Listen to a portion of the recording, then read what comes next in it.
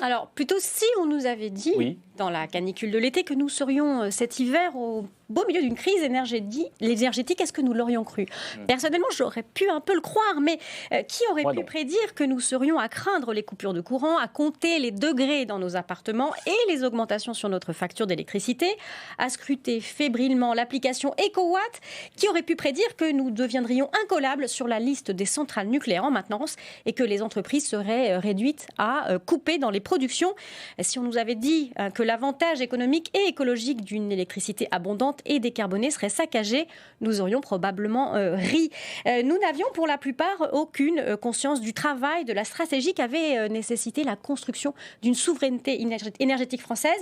Vous savez, c'est un peu comme les exercices de trapèze, hein. Ça a l'air léger, ça a l'air aérien, et le travail acharné disparaît comme par magie. Alors, il y en a certains qui avaient quand même lancé l'alerte. Ah oui, les ingénieurs spécialistes de l'énergie voyaient bien que la doctrine sortie d'on ne sait où, d'un mix énergétique limité à 50% de nucléaire, doctrine qui tenait encore l'an passé, sapait sournoisement les capacités de production. Il le disait, on n'entretient pas un parc, on ne prépare pas son remplacement, on ne forme pas des équipes quand on a reçu du pouvoir politique le mandat de préparer la sortie du nucléaire.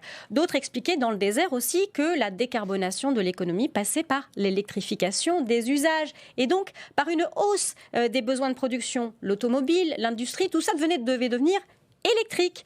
Ça n'a pas empêché les agences d'État comme l'ADEME ou RTE de vendre le mythe d'une baisse de la consommation d'électricité à l'avenir.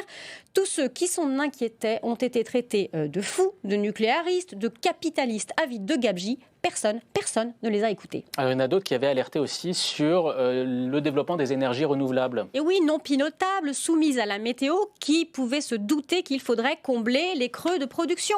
L'exemple allemand qui consistait à sortir du nucléaire, à le remplacer par de renouvelables, puis à pallier leur imprévisibilité par du gaz, aurait dû nous mettre la puce à l'oreille. Mais c'est le modèle absolu pour la mouvance écologiste française qui aurait pu se douter, et ce n'est qu'un exemple, que l'accord électoral de 2011 entre le PS et les Verts, qui reposait sur la promesse d'une sortie du nucléaire, martelée par des ONG, endossée par les ministres de l'écologie successifs, serait aussi féconde de résultats. Franchement, qui ? Visiblement, pas les protagonistes eux-mêmes, hyper surpris d'avoir réussi.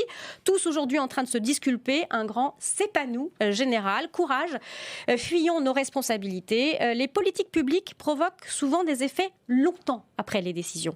Dans le cas de la stratégie énergétique, la guerre en Ukraine a précipité leur mise au jour et le retour de boomerang est ultra rapide.